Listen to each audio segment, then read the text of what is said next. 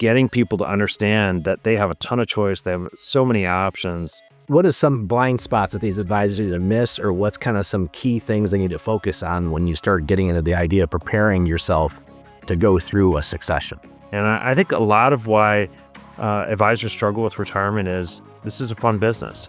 Yeah, you bring up white pages, and nothing has made me feel older in the last year than talking about white pages. They were like, huh?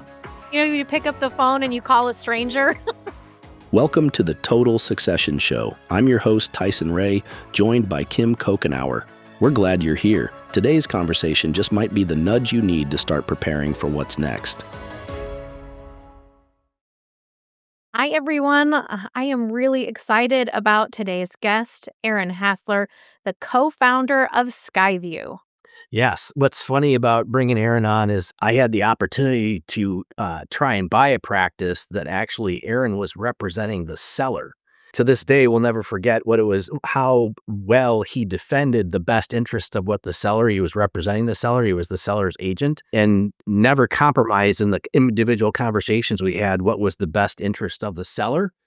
And part of, though that ended up not being a right fit for me, the experience of going through that whole process and what Aaron helped provide the seller was part of the reason that we decided, hey, we need to go kind of put some information out there of what succession looks like and what advisors need to be thinking about as they make these transitions. Now we're excited to bring Aaron back in where he can just speak freely and help all of us learn what are some best practices and how can we make a difference in helping advisors make this decision of how to turn these businesses over. Yeah. Well, and Tyson, one of the things that was really impactful is just the amount of respect you earn when you work with people of character like you do with Aaron. And so since we've actually stayed connected and used SkyView's resources with a few of our other projects, we really wanted to be able to connect with him and dig into his story, how he built SkyView, things he's learned in helping other advisors through transitions, and actually why sticking to a process really matters. So Aaron, welcome to the show. Thanks for joining us today.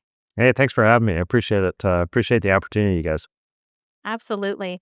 So, Aaron, tell us a little bit about SkyView before we jump into things. Sure. We are at heart a commercial finance company, and really we're focused on the financial services, wealth management market.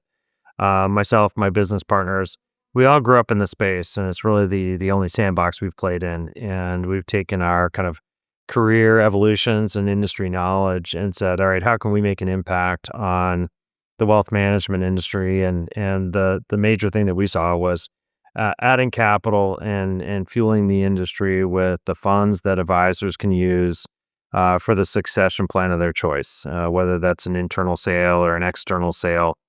We wanted to be able to put an impact on, both the valuations that advisors were receiving and for their practice, but also in the way they were receiving the funds, meaning that more capital in their pocket up front, reducing some of the risks and challenges that come with creating a succession plan.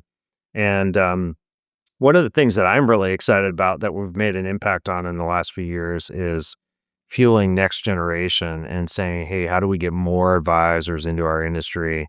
And how can we create opportunities and pathways for those individuals to take a stake and grow their firm? So it's something I've been passionate about for years, and it's finally coming to fruition. Yeah, that's really great to see that coming into light and actually seeing that grow for you guys in the last few years. So we've got a lot that we get to cover, and I'm really glad you kind of touched on that next gen because I think we're going to get into that. So something that's kind of top of mind for a lot of advisors right now is the idea of what's actually coming into advisor retirements. So what are you seeing for the advisors out there in that landscape looking like from your perspective for the true advisor retirement plan? Yeah, I think it's super interesting. I would say there's more choice than ever for advisors in terms of retirement. We see so many new entrants coming in from private equity. We're seeing partial sales, we're seeing full sales. We're seeing just this, what SkyView fuels a lot, which is just the merger of equals, or, what we would consider private transactions, meaning one peer buying another industry peer. And then the trend we've really seen grow rapidly in the last 24 months, 36 months has been the internal partner tranche loan, or that the idea that the generation two of a practice is starting to buy out the founders, and that's happening over sometimes a shorter amount of time, but mostly over a period of time, and they're kind of growing the practice or the enterprise together, and creating a much stronger organization. And I think we'll continue to see that. We have a few challenges in this industry, in that we really are having a talent drain. And I think that's going to change the landscape a little bit long term, in terms of, who's available as a buyer, and what those look like. But, this industry, it always has a challenge, right? I feel like if it's not, the DOL, or, the fiduciary rule, or a pandemic, there's always something to keep us challenged, right? Oh, yeah. So true. The advisors listening to this, and they're trying to decide how they're getting started, and where where do they start. I feel most advisors aren't taking the time to really do a plan for themselves to figure out what do they want to do when it comes to basically doing the succession. Do they see what this other side of retirement can look like? Do they see what the resources that they need, or what they already have, to understand what they need to sell this for? So where does someone start when they're ready to start thinking about this idea of selling their practice? Yeah, boy, Tyson, you hit on one of the things that I think is the most interesting. We started this business 7 years ago, and I never expected it, but the absolute number one challenge we've had, as far as our business, is education. It's just, getting people to understand that they have a ton of choice. They have so many options on the table. And I think, all advisors get busy in your career, and because we're a lot of independent businesses, practices, there aren't that many central places where people can go for information. And you see kind of generic articles in industry magazines, but that's the number one battle we face, is education. And I think that advisors really do need to start taking action in their businesses, and start to understand, and speak with the myriad of vendors that are out here available to us, to really understand, what that looks like and what the options are. Because I think it takes time to formulate your own plan, right? And I know I drive my wife crazy when I'm doing shopping decisions, and I'm a person that likes to look at all my options, weigh what I'm going to do, and think about what my decision is going to be. And I take that approach a little bit in our industry, which is that I think it's really valuable to go out and speak to the different vendors, speak to some of the different buyers. Most importantly, I think it's peer education, and talking to some of your friends in the industry, whether it's through your study group, your broker dealer, your custodial network, and hear ideas. I think one of the mistakes advisors make is especially as we get old, long in the tooth, if you will, in these careers, is that we know so much about financial planning and retirement planning. Yeah. We almost take for granted that we both don't do it for ourselves. And then also kind of stop being the student of the profession to be able to go see what's out there. What are these options? Yeah, the possibilities are infinite, right? Which is maybe a little bit of the challenge, because there's so many choices you can have, that it can be a little bit overwhelming. But that's why I do think it's so important. I've never sat in the advisor seat and done some of the work that you guys have done, but I think it's that same thing. You guys have built a process, and developed a way to work with clients, and you're continually kind of asking the client questions, and talking through the different ideas. And I think that's some of the enjoyment, right? It's taking them through that roadmap of possibility. And I find that with our side of the fence, it's let's talk about all the different things that you want to do, advisor, as a practice. What are your goals for the business? What are your goals for your team members, and what do you want to provide for them? And then, all right, let's start to put some actionable items in place, start to explore those. And I think that your plan's going to evolve over time, and it's going to ebb and flow. And it's not probably much like a client's retirement plan. There are going to be dips in the market. There are going to be, changes in personnel. I mean, that's the thing we're seeing probably as one of the biggest threats right now is, I've spoken to a couple of advisors this week, and it's, the person I thought was going to be my succession plan is pivoting, or they got poached away for a different firm. And so that's why I think it's talk early, talk often.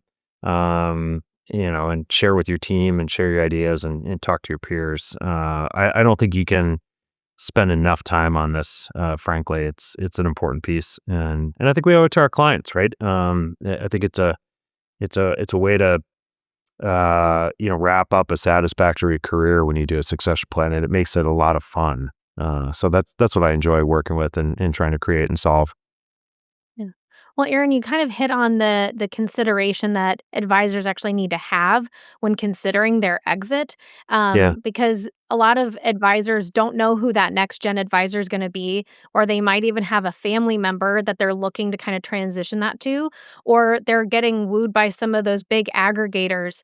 So, what do advisors really need to consider when kind of choosing those different paths? And you kind of might have already alluded to is there's lots of different things to kind of flesh out, but how do you help your clients when they're kind of sitting in that seat? Yeah, I do like to have advisors when I go out and do presentations and lectures around kind of the succession planning options in the industry, or when we're first getting to know clients. I love asking a lot of questions. I like to understand, people's businesses. What was their career genesis? What made them build the firm they have today? What makes them tick? What are they passionate about? Um, because I think it really serves an advisor well to talk to, not only, say, okay, this is my internal succession option and this is what I could do, but I think you really need, consultants like us or, some of the peers in the industry that can provide some detail. But I do think it's helpful for people to go out and speak with some of the, more serial acquirers or aggregators, because it's just like what Tyson was talking about when I represent a client and we're looking at their succession plan. I like to be able to go out and show them different firms, and in Tyson's case, we're looking at and kind of hammering through the different details. At the end of the day, you guys, both buyer and seller, want this to be an accretive transaction to their businesses, and I think the only way you can get to that is when you've done your homework, when you've educated yourself on the different options that are available, and you're going and saying, "Hey, this is ultimately after you know educating myself. This is the choice that best fits me, best fits my clients." And when you do that, that succession plan works really well. And so I always tell advisors is spend time, whether it's on a monthly basis or quarterly basis or annually, of just like you're working on and in your business, or you're working on and in your client infrastructure or your service model, it's you're working on and thinking about your succession plan. Even if you're 35, 40 years old, start to build out that vision, because it takes time, it takes evolution, and I think it takes, well, heck, even the different firms evolve, right? I mean, we're seeing, that's maybe one of the most interesting aspects of this is that some of these serial acquirers, these aggregators, these private equity partners are evolving their product, and it's changing over time as they experience a rapid kind of acquisition pace. So it really helps to speak to a lot of different firms, in my opinion. So as someone's kind of looking at going into this and they're deciding I gotta start preparing to basically position my practice to be sold, or to have that succession. What are some of the things that stand out to you? What are some blind spots that these advisors need to miss, or what's kind of some key things they need to focus on when you start getting into the idea of preparing yourself to go through a succession?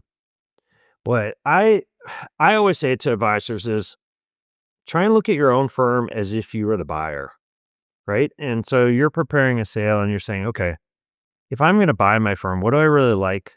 What are my weaknesses? And I think, focus on your strengths, address your weaknesses. If you're really good at organic growth, which I think is a huge overlooked opportunity in our industry, capitalize on that. And if you have a really good generation two advisor, build them up, maybe potentially offer them equity in your practice, whether it's because they're your eventual succession plan, or maybe because offering them equity helps you with an external sale and adds value, which a lot of buyers want to see is that generation two is kind of locked up and invested into the practice. We talk a lot about the service model, and it's really defining your service model, your client niches, being good at what, or kind of focusing on what you're good at, And I really do like the idea of, addressing, client demographics. Hey, if your client base is aging and you haven't focused on new growth in the last few years, is there a way you can do that? Or could you hire, maybe that's not your sweet spot. So could you hire a G2 or a servicing advisor that can start to market to the inheriting generation of your practice that starts to get it younger? There's so many little things that you can do to kind of um, evaluate your own firm. And I think most advisors know what they're really good at and what their weak spots are. But that's what I like is, any M&A transaction, whether you're a buyer or a seller, looking at it from the other person's perspective, I think gives you great insight and clarity and strategy as to what that other side is thinking. That's a really helpful perspective to make sure people are taking when they're looking at the advisors looking at their own practice. And so I think what we're seeing in this space is there's the smaller RIAs who are looking to do some of that growth through acquisition. And then there's these larger institutions. Could you talk a little bit about, just at a high level, the different experience for that advisor who's trying to sell to kind of one of those two options? Yeah. So what I would consider the private transaction, the private buyer, whether that's a small RIA or a multi-billion-dollar RIA, but somebody that's not private equity backed, they might make the right strategic acquisition. For anybody that's looking at a succession plan, those can be awesome options, right? Because it's not something they're doing every day. They're picking up that acquisition because it just strikes their interest. And what I think is valuable if you're a seller is you can absolutely customize that partnership and that relationship. They're not following a formulaic model, and you're talking about what you collaborate on and where your culture is aligned, and so you can really customize your own deal.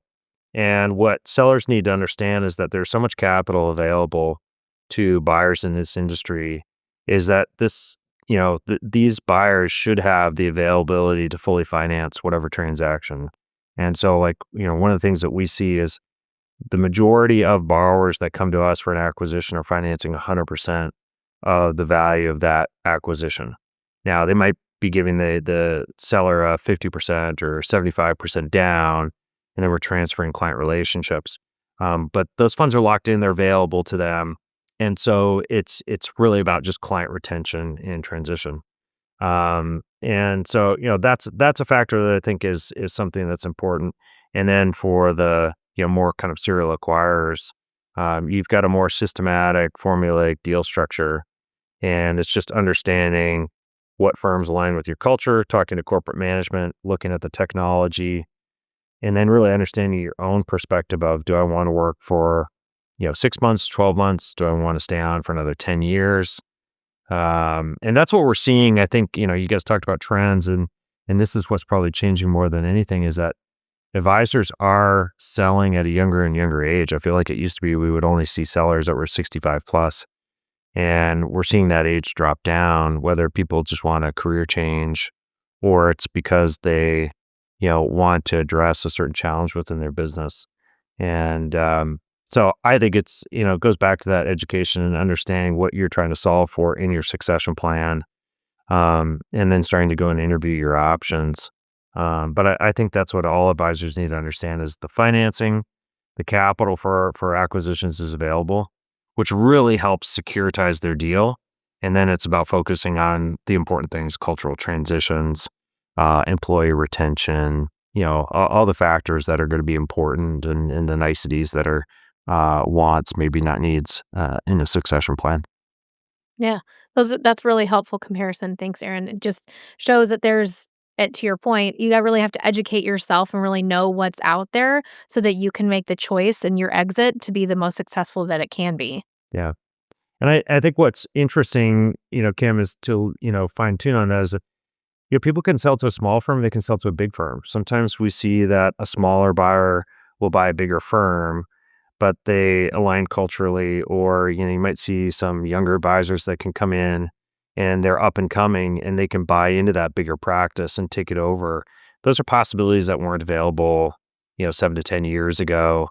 that really open up the availability of choice for advisors in the succession plan. What do you think is the biggest, they've seen their options, they've kind of prepared themselves for making this transition, and at the end of the day, you got to act. Like at the end of the day, you got to sign the contract, go to the closing, and go through the process of the whatever the repapering or the client introduction is. What do you think one prevents people from doing that? Like they get to they get to that point and they just can't make that step. And then at the same time, what are some best practices to try and get through that process as pain-free as possible? Yeah. That's a good question. That's the one I would say this is probably the hardest question for me to answer, right? Because you sometimes look at an advisor and you say, look, this deal on paper looks fantastic, right? The price is right, and we've addressed all the issues, and yet they're scared to retire. And I think it's maybe important to understand. I've always said, and I feel this is, advisors have a fiduciary responsibility to retire, right? I always talk to my father on the ski lift. He was a physician, and I remember what struck a chord with me is he said, I felt like I had to start moving to retirement because I would go do the continuing education and I just didn't process things as sharp. I didn't learn the new information as quickly as I used to. And I felt like I started to have kind of a liability to my patients if I didn't address it.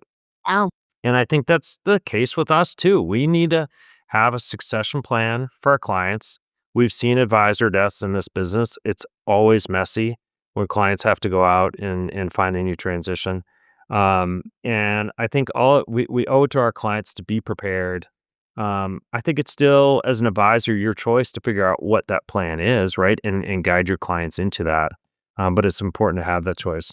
And so I do think it's, for advisors, Tyson, is going through your strengths and weaknesses and saying, okay, what am I good at? What do I need to solve for? Can I solve for that in a succession plan? And then how much gas do I have in the tank? Like, what do I like to do out of my day-to-day activities that really bring me enjoyment? And I think a lot of why advisors struggle with retirement is this is a fun business. It's fun to have these client relationships. These are your friends for a lot of people. They get real value and energy out of, client meetings and being that source of expertise. And I get it. I'm not there yet, but I'm sure at some point you're like, oh, there's only so much pickleball or golf I can play, right? And so, but I think that's also what's super interesting about our industry that's very unique compared to others. I remember when I was first coming out of college and getting into the working world, and you saw the dot-com crash of the early 2000s. And, I had my college mates and their parents would be getting laid off from a big corporation. You're going to work for a target corporation. You don't always have a choice as to what your retirement plan is. They kind of push you out the door because you got too expensive. And in this industry, you can say, okay, what brings me energy? Where can I add value? And then how can I align my succession plan to fulfill those things, but still address what I need, with my client relationships and what I need to do for them. And sometimes there is a hard choice. I think sometimes, advisors need to look at it and say, yeah, I don't want to retire, but I owe it to my clients. They've, stuck with me and have, provided me with a business and an enterprise. And I know this is the right plan, even if it means I have to retire maybe a couple of years shorter than what I wanted to. But this is the right buyer. This is the right thing for them, and so that's a tough decision. Like I said, I don't wish anybody have to make that decision, but I think sometimes people do have to address that and evaluate it. But so I think it's looking at what you do well, what you don't do well. I think it's looking at your team and saying, do I want that internal succession? What do I want out of this business? Do I want enterprise value? Do I want client continuity? And kind of rank and prioritize that importance. And, that's what we talk to clients about a lot is, where are your priorities? If it's enterprise value, great. If it's retention for your employees and a career path for them, let's address this. If it's updating your firm and adding new technology to better serve your clients. And I think what is always interesting and impactful is that most, clients really just want guidance and they want advice. They're accepting of change. They're accepting of new advisor relationships. They're accepting of technology. sometimes it's a real upgrade to transition from an aging advisor into a firm that has young talent, young blood. But what helps is that the advisor is there to kind of shepherd them or guide them through that transaction, and that's done by planning and investigation work and homework.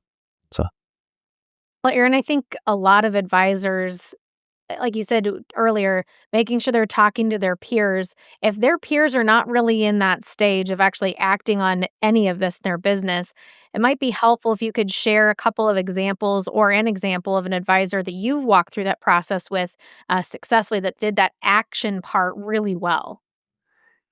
just this morning. I was talking to an advisor, and he originally came to me because he wanted some working capital for his firm and to do a few growth projects. And as I'm asking him questions, just getting an understanding of his business, I said, what does your succession plan look like? So we were really just addressing some business problem he had, right? He wanted to do some growth. And so I'm asking him his age. We're talking a little bit about his business. I just wanted to kind of get to know him. One of the things that I think is a top issue right now is talent retention. And so we addressed that, and that topic came up. And he has this 24 or 25-year-old advisor that has just shown a really high aptitude for the business. And bringing new ideas to the table, good rapport with clients, building early trust. And so while he came to me with a completely different business objective, we steered the conversation. And one of the actual items right away for him is, hey, maybe we need to figure out how to lock this 24-year-old rock star into our business. Maybe we should offer him a sleeve of equity, whether it be 1% or 5%. They've worked together for a couple of years. They've got a good idea that they could be a long-term partner. Maybe let's show that employee that you're invested in kind of their career, their vision. Because, what we're hearing, and I had the conversation earlier this week, is an advisor said to me, I offered, a small sleeve of equity to this employee who I thought was good. But that changed their kind of mindset, and they became more of that owner mentality, and it switched from being a good employee to a great employee. And I thought that was an interesting shift. It's not going to happen with every employee, right? These are good No. examples, but that advisor was taking action by saying, okay, now I understand I still want to work 10, 15 years. That's what his comment to me was. He didn't know what his succession plan was going to be, but you really don't have a lot of downside in offering equity and locking in and kind of retaining that junior advisor with a small sleeve, because it makes you more valuable to outside parties if you want to sell to an outside party, or it puts Yeah. them in motion to have that internal succession plan. It takes those steps that you need to get there. So I love that. I can't talk about that enough. I also think, as we talked about, from a talent shortage perspective, it's a great way to get people into this industry. We need, I always say, we need the person that says, I'm tired of billable hours at a law firm. I can take my education, my talents, and I can apply it to financial planning and come in and do it as a second career. I think, all of us have seen that over time of advisors you've met that have started out as a teacher or an engineer and switched to career paths. And we need to do more of that. We need to do more of that development. And one of the actionable steps, I think, especially for those of us that are bigger enterprises, is starting to address that equity sooner rather than later in your career, and seeing how you can retain talent and motivate talent, to grow your firm. Your example reminds me that I think the struggle that too many advisors have that have waited too long to do some of this is, at some point you need to commit of downloading the knowledge, downloading who these clients are, why you make the decisions you're making, and you can't learn that in the textbooks to get the licensing. I always say it's like you can get a driver's license, doesn't mean you're a good driver. And because of the stress of the job and the markets and quality of life and the resources, right, you're probably making the most you've ever made. So you're out enjoying this wonderful life-work balance. But we've heard from other junior advisors that we've mentored over time. It's like, my senior advisor is not in the office to take the time to train me to do things. They're only in the office to meet with clients. I don't get to meet the clients. And so it's like a deer in headlights. And from those examples, we've realized the need on our end to commit to that that mentoring and that downloading. But I think in the process of going through even the succession, it's driving home the point that, okay, you got your plan, you've prepared, you've acted. Now you're on the other side of that transaction. You're not the owner anymore, but most likely you're sticking around to make sure the clients transition over. You probably have an earn out or something.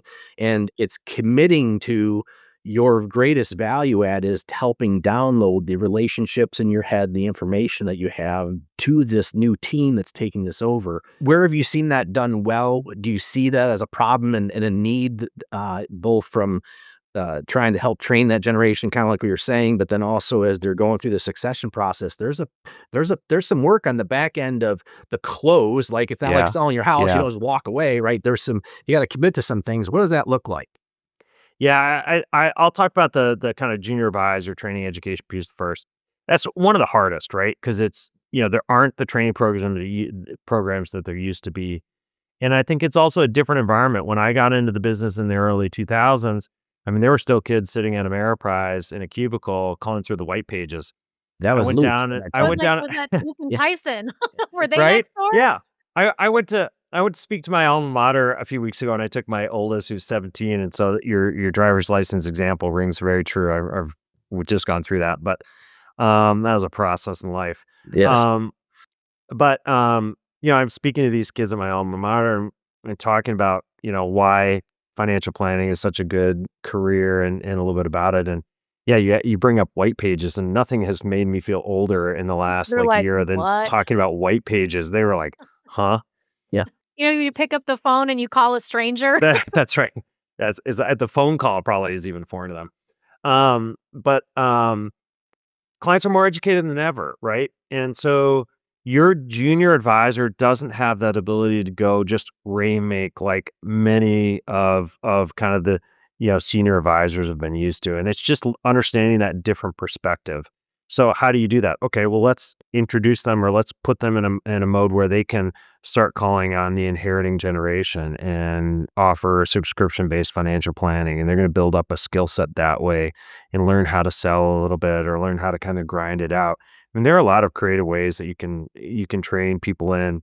I just was at a conference a few weeks ago and bumped into some of the team members of the Ensemble group who have a G2 training program, and they do like a collective, national kind of think tank where you can subscribe your G2 to their training program for a little extra insight beyond just your own office. So there are great resources out there for people, to start to train and develop. But what I've always said is I think, we talk about, growth and advisors want to kind of always, create goals for their business. And you're used to saying, hey, I'd be a rainmaker, I can grow my production. But part of that really is spending that time and saying, okay, I know that part of my week now is not just growing new assets, but it's training my next generation to be able to also then, replace me and do that. And I think that's where succession planning for a lot of advisors in recent years has faltered is, we haven't trained that next generation of kind of rainmakers, if you will. And sometimes it just looks differently, right? So I think that's important. And then you had another part to your question that I've now talked too much and forgotten about. So tell me again. No, just that, on that other part of that transaction where now you've gone through the succession, you've done the closing, but now you have this earn out period of time, and a lot of it is committing to, well, you don't own it anymore. So it's like your role is being defined in some cases, but I think there's a big component of committing to the download of who these clients are and transitioning the knowledge of the relationship to the next team. Where have you seen that done well? So I've seen it done well in a number of ways. One is obviously those that just really utilize their CRM and their support staff and understanding the client relationships and saying, hey, in my succession plan, my support staff is important to me, and they're going to transition it over. Interestingly enough, though, I also think when you kind of create a succession plan and you're passing that business over, that's part of the fun and the opportunity that's there for that new advisor in the acquisition is to get to know those client relationships. So, I've been guilty of this before too. You don't have to tell them everything. Some of it is allowed for them to evolve and come to their own conclusions. But if your data is there, the financial plan is there, we're really finding that the client transition is easy. Clients are saying, hey, we trusted Tyson, Now he's introduced us to Kim. They've worked together. They're shepherding us through that process, and it doesn't take as long as people think. And maybe that's even one of the challenges with succession planning is people realize it doesn't take as long as you think, and clients will adopt the next generation pretty quickly, which can sometimes feel a little bit insulting. But it's a humbling process, because my preference of the practices that we've taken over is I can't wait to get to the meeting where it's just me and the client. And then I actually say, I would like to reserve the right to pretend like I don't know you and treat you as if you're new. And to them, I'm new to them anyway. I mean, I don't care how many times I might have met them. Like, we're about to sit down the first time. It's like the safety net's and to kind of just break the ice and take them through a process just lets them, it makes sure what it really does is make sure everything I was told is actually up to date, because we have relationship and familiarity fatigue that all of a sudden the goal might have changed, but the retiring advisor forgot or didn't know that, or a kid got married. Like, tomorrow we're all going to be different.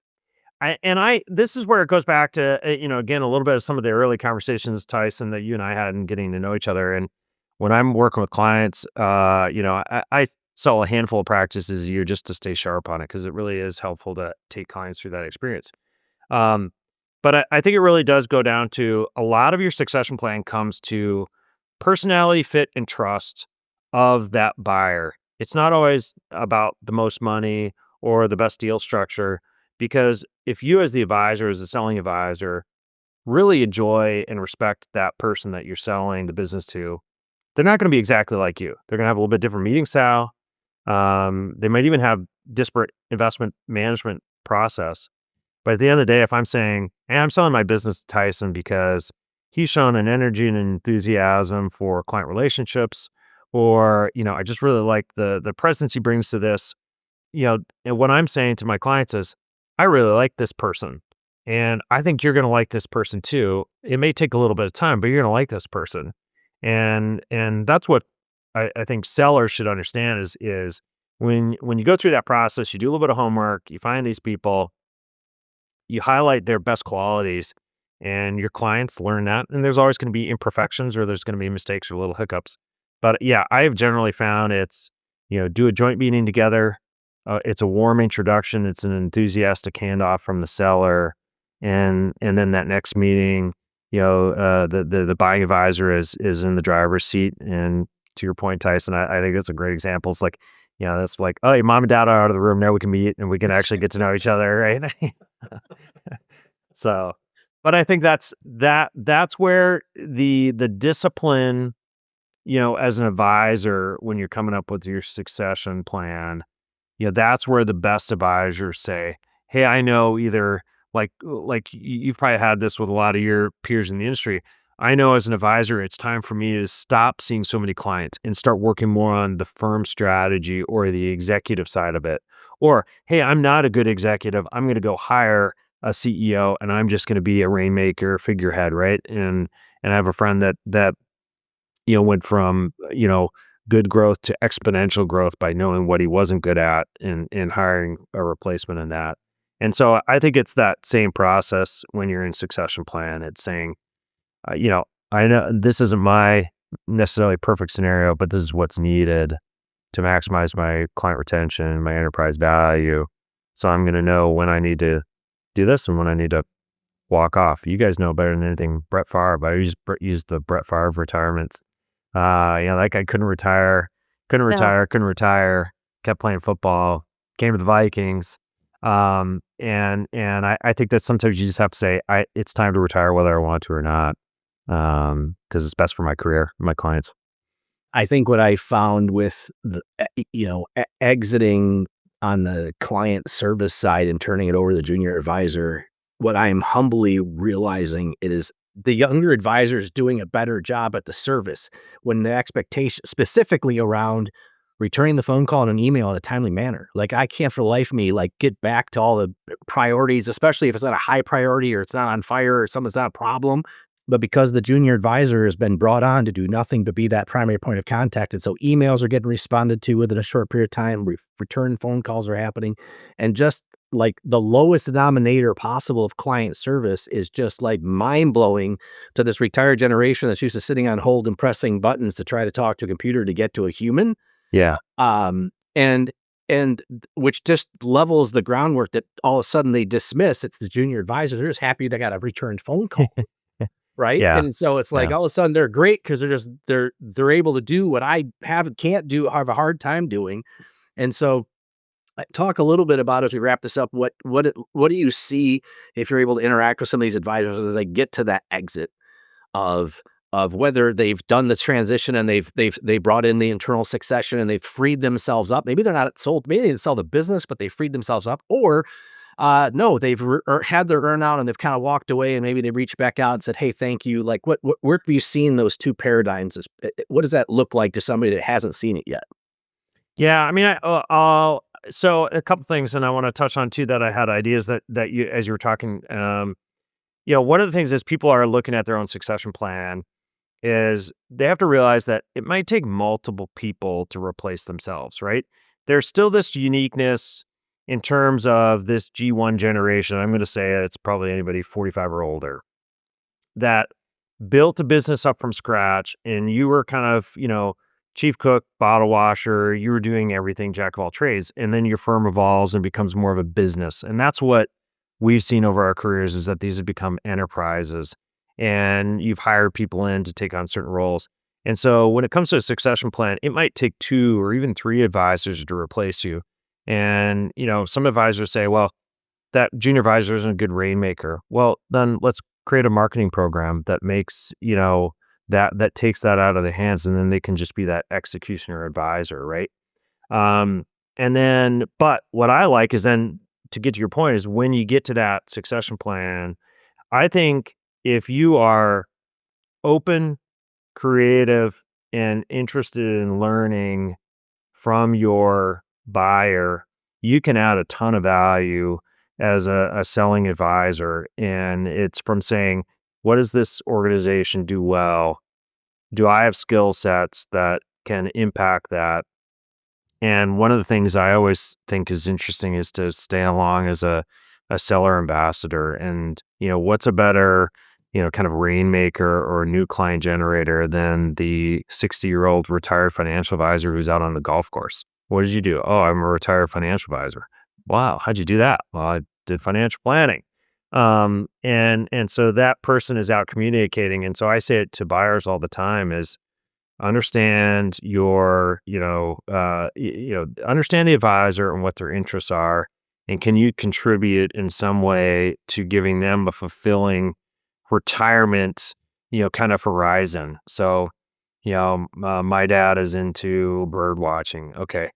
Is there, some bird watching organization that I can sponsor so that as he's out, doing bird watching, he's meeting other people that are doing the same hobby as him, which a lot of advisors have used to build their businesses, right? I have a client out on the West Coast, and they're like a hobby related, they go out and do a bunch of hobbies, and that brings them in new clients by referral. And so that's what I think is there's a lot of successful strategies where a seller stays on board as that kind of seller ambassador, but it takes an evolved conversation from both sides. It takes the seller saying, hey, I know this is not my business anymore. I need to step aside. There's certain things that probably are going to freak me out a little bit.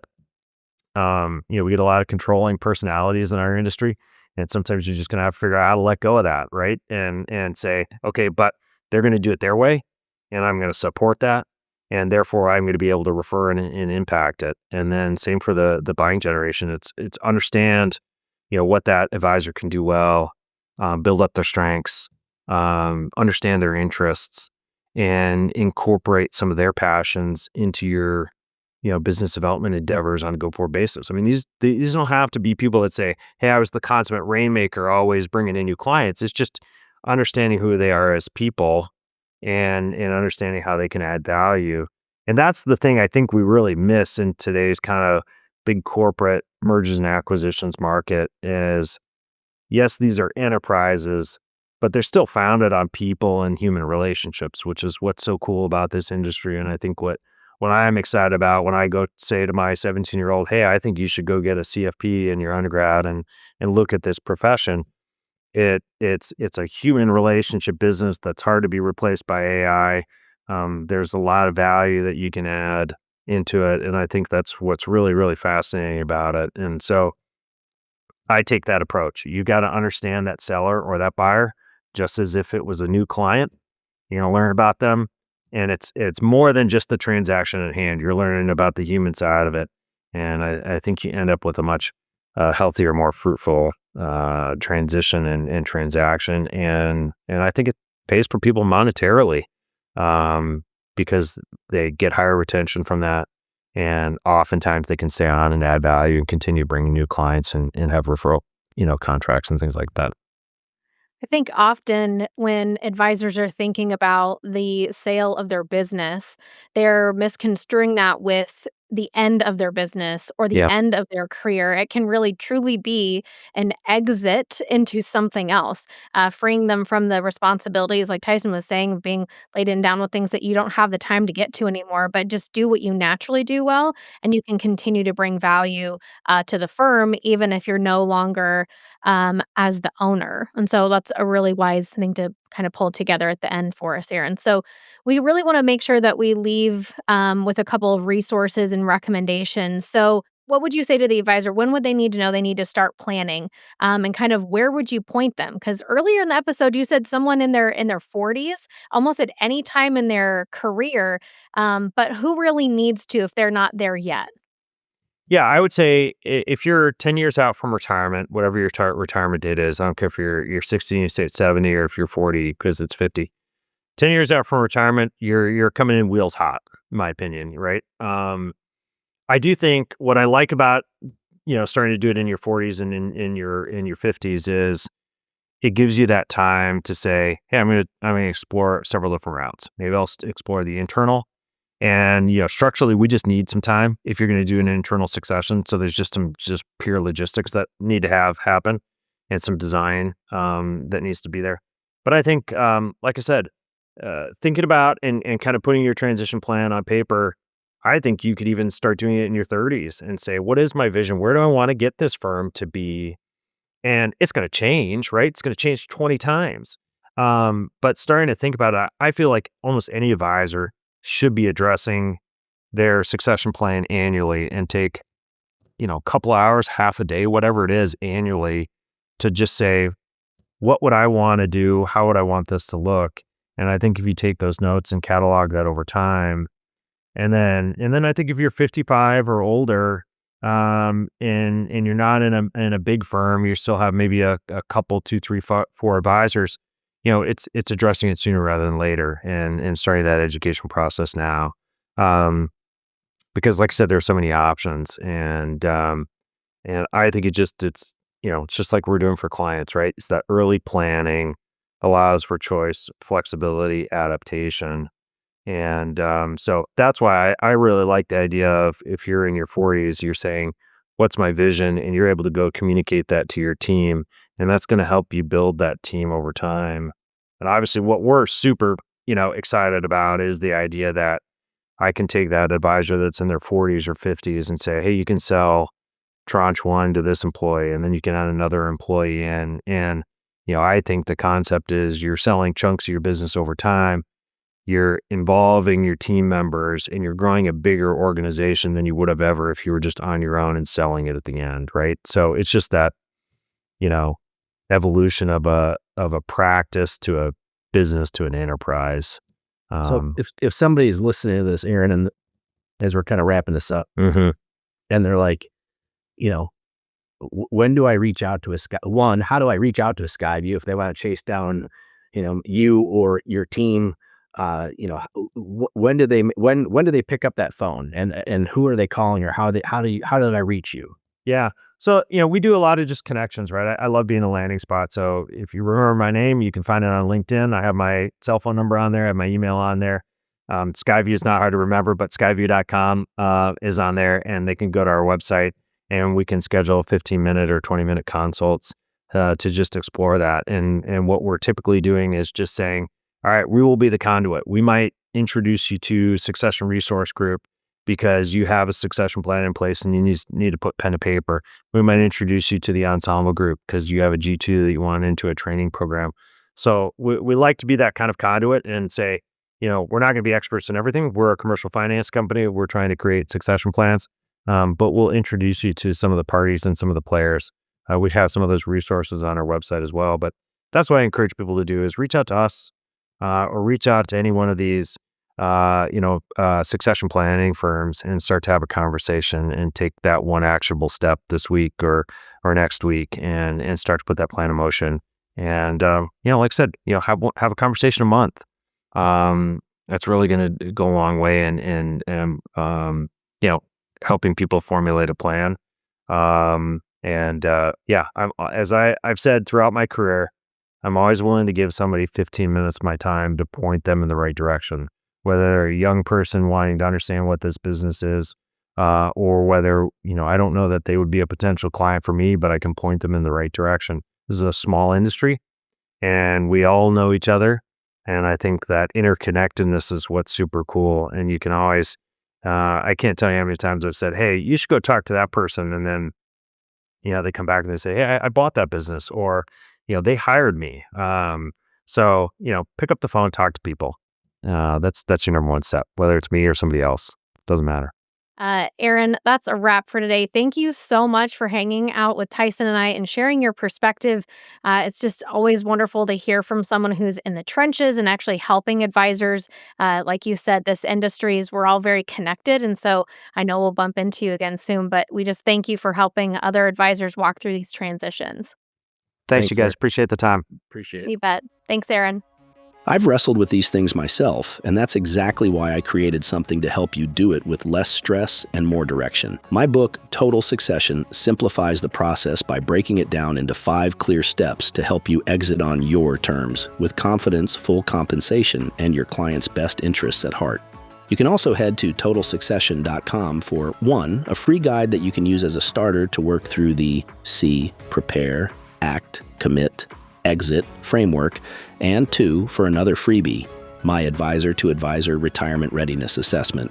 Remember, you only exit your business once. Create the space to make it happen. Thank you for listening. Until next time.